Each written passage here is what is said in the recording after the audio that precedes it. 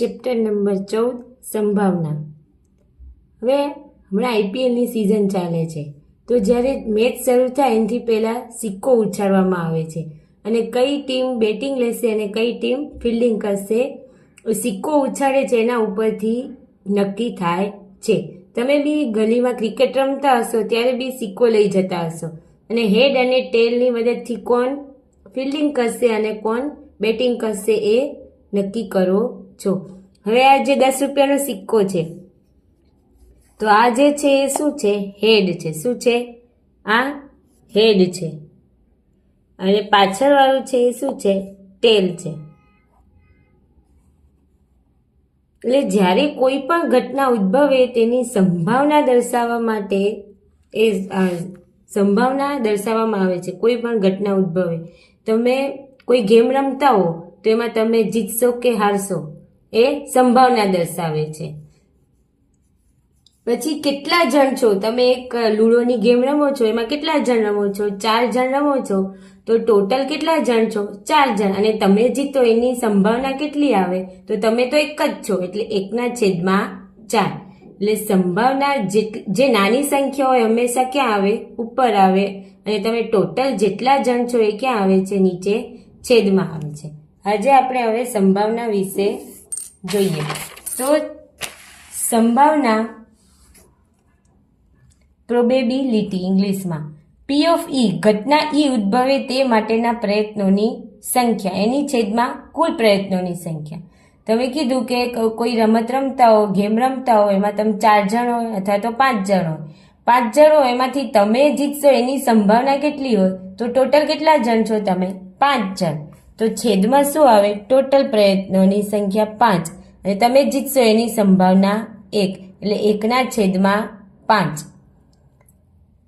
હવે જે ઘટના પ્રયોગોની માત્ર એક જ પરિણામ ધરાવતી હોય તેને પ્રાથમિક ઘટના કહે છે। પ્રયોગની તમામ પ્રાથમિક ઘટનાઓની સંભાવનાનો સરવાળો કેટલો થાય?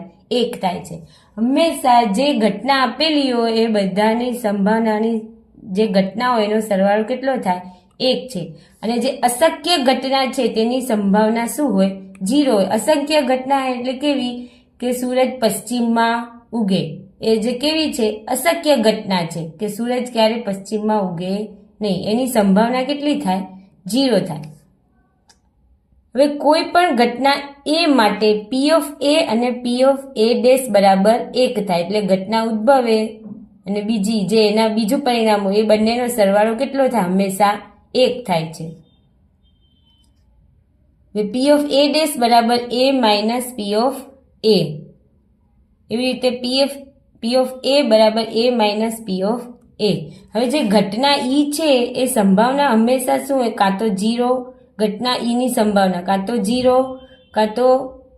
0 અને 1 ની વચ્ચે અથવા તો 1 હોય, એટલે P of E શું હોય? 0 less than equal to P of E less than equal to 1, એટલે 0, 1 અથવા તો 0 અને 1 ની વચ્ચે હોય તો એ ઘટના E ઉદ્ભવે તેની સંભાવના હોય છે।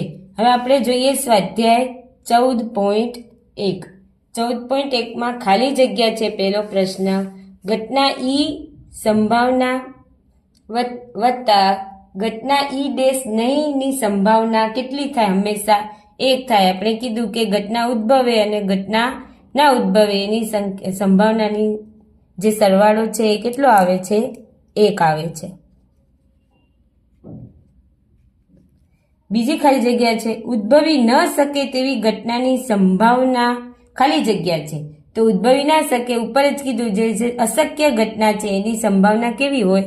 0 હોય, અને આવી ઘટનાને શું કહેવાય? અશક્ય ઘટના।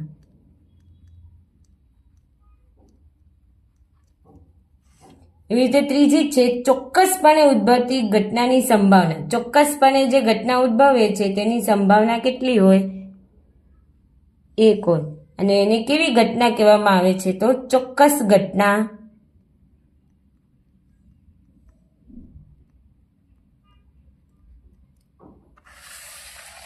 હવે ચોથું છે, પ્રયોગની તમામ મૂળભૂત ઘટનાની સંભાવનાનો સરવાળો કેટલો થાય? હમણાં જ તમને કીધું છે ટોટલ જે બધી સંભાવનાનો સરવાળો હંમેશા કેટલો હોય છે? 1 હોય છે। ઘટનાની સંભાવના ખાલી જગ્યાથી મોટી અથવા તેના જેટલી અને ખાલી જગ્યાથી નાની અથવા તો તેના જેટલી હોય છે. તો આપણે આગળ જોયું કે 0 અથવા 0 થી મોટી, 1 અથવા 1 થી નાની, એટલે 0 અને 1. હવે પ્રશ્ન નંબર 2 છે, નીચે આપેલા પ્રયોગમાં પરિણામી સમસંભવી સમજાવો. પરિણામ સમસંભવી છે કે નહીં તે સમજાવવાનું છે. એમાં પેલું છે પ્રયોગ કયો છે? ડ્રાઈવર કાર ચાલુ કરવાનો પ્રયત્ન કરે છે. પ્રયોગ એ છે કાર ચાલુ થાય છે અથવા તો ચાલુ થતી નથી. તો આ ઘટના કઈ છે? તો આ ઘટનાનું પરિણામ છે એ સમસંભાવી નથી. સમસંભવી નથી. કેમ નથી? તો જો કારની હાલત આપણે અહીંયા દર્શાવી નથી. કારની હાલત કેવી છે? ચાલુ છે. જો ચાલુ હશે તો ચાલુ કરશે તો તરત જ ચાલુ થઈ જશે, પરંતુ જો કાર બગડેલી હશે તો તેમને ચાલુ પણ નહીં થાય. આથી અમે અહીંયા કારની હાલત દર્શાવી નથી, એટલે આ ઘટના કેવી છે? સમસંભવી ઘટના નથી. એવી રીતે બીજું છે, પ્રયોગ શું છે? ખેલાડી બાસ્કેટબોલને તાકીને મારવાનો પ્રયત્ન કરે છે અને એનું પરિણામ શું આવે છે? તે બોલને બાસ્કેટમાં નાખે અથવા તો મૂકી જાય છે, એટલે દડો બાસ્કેટમાં જતો નથી. આ ઘટનાનું પરિણામ કેવું છે? સમસંભવી નથી.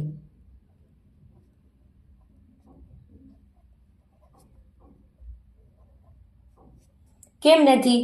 તો બાસ્કેટબોલમાં નાખે છે અથવા તો ચૂકી જાય છે, તેનો આધાર ખેલાડી કેવો છે? શીખવ છે કે એક્સપર્ટ છે, એની ઉપર આધાર રાખે છે. એ માહિતી અહીં આપેલી નથી, એટલે આ પરિણામ કેવું છે? સમસંભવી નથી. હવે ત્રીજું છે, પ્રયોગ શું છે? ખરા ખોટા પ્રશ્નનો જવાબ આપવાની કસોટી આપવામાં આવે છે. હવે એક્ઝામમાં કદાચ ખરા ખોટા હોય અથવા તો એની કસોટી આપવામાં આવે તો ખરા ખોટા અહીં આપી દીધું છે ચોક્કસપણે કે તમારે ખરું અને ખોટું જ કરવાનું છે. તો પરિણામ શું આવે છે? જવાબ સત્ય છે કે અસત્ય. તો એનો ખબર જ છે ખરા ખોટા જ કરવાના છે. પરિણામ આપણે આપી દીધું છે કે તો એનો જવાબ સત્ય અને અસત્ય જ આવશે, એના સિવાય ત્રીજું આવશે નહીં. એટલે આ જે પ્રયોગ છે એ કેવું છે? પરિણામ એનું સમસંભવી છે.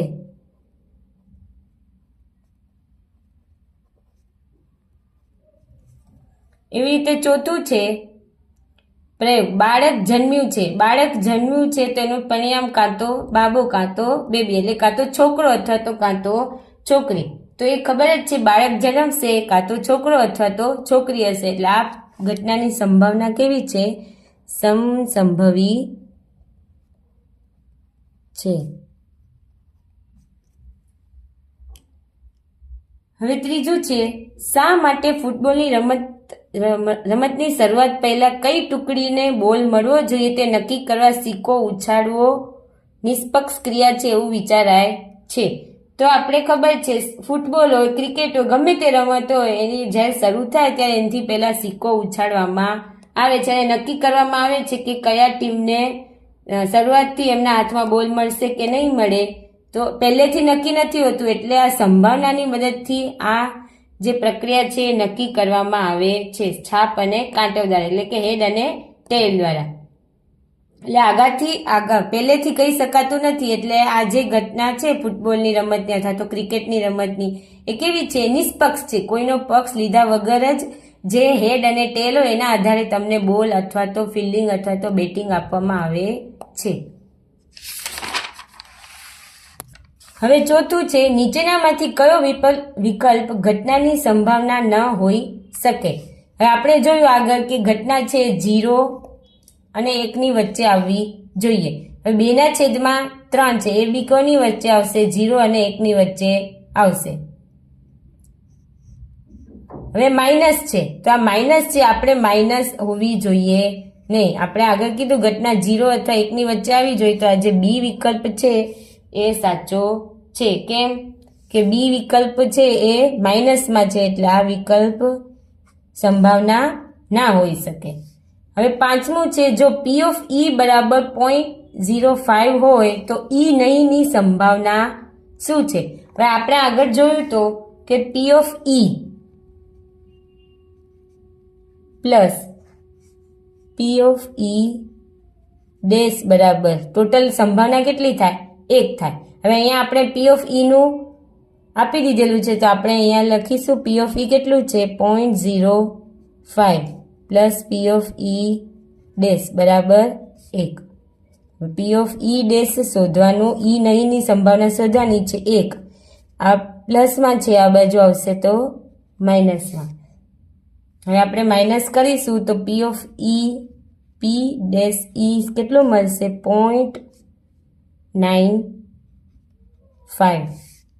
હવે જો તમે આ બંનેનો સરવાળો કરશો તો કેટલું આવશે? 1 આવશે. એટલે આ જે જવાબ છે કેવો છે આપણો?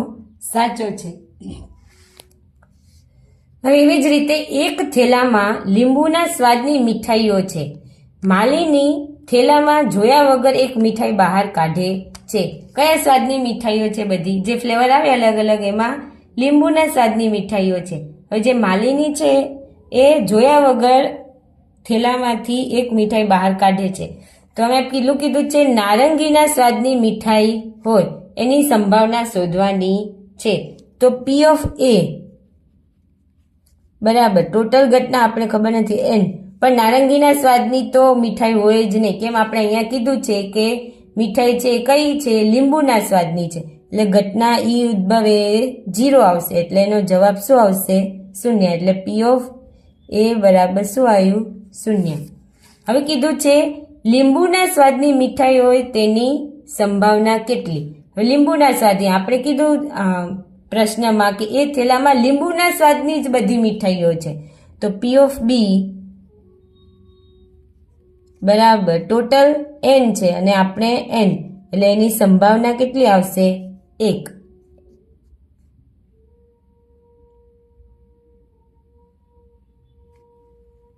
એટલે આની 0 આવશે અને લીંબુના સ્વાદની હોય તેની સંભાવના 1 આવશે. પ્રશ્ન નંબર 7. આપેલ છે કે 3 વિદ્યાર્થીઓના સમૂહમાં 2 વિદ્યાર્થીઓનો જન્મદિવસ સમાન ન હોય તેની સંભાવના કેવી છે? 0.992 છે. 2 વિદ્યાર્થીઓનો જન્મદિવસ સમાન હોય તેની સંભાવના શોધો. હવે કીધું છે 3 વિદ્યાર્થીઓ છે, 2 વિદ્યાર્થીઓના જન્મદિવસ સમાન ન હોય તેની સંભાવના આટલી છે અને 2 વિદ્યાર્થીઓના પહેલા કીધું છે સમાન ના હોય એવી ઘટના આપી છે અને પછી કીધું છે કે 2 વિદ્યાર્થીઓના જન્મદિવસ સમાન હોય તેની સંભાવના તમારે શોધવાની છે. તો પી ઓફ એ શું કીધું છે? 2 વિદ્યાર્થીઓના જન્મદિવસ કેવા હોય?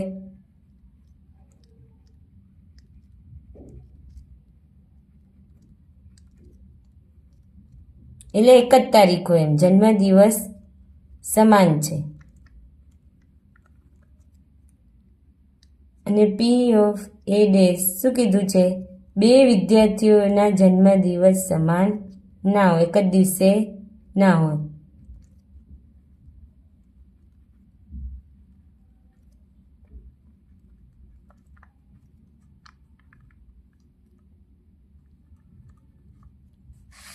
આપણે અહીંયા સંભાવના બી આપેલી છે. કોની આપેલી છે? પી ઓફ એ ડેશની સમાન ના હોય એની કેટલી આપેલી છે?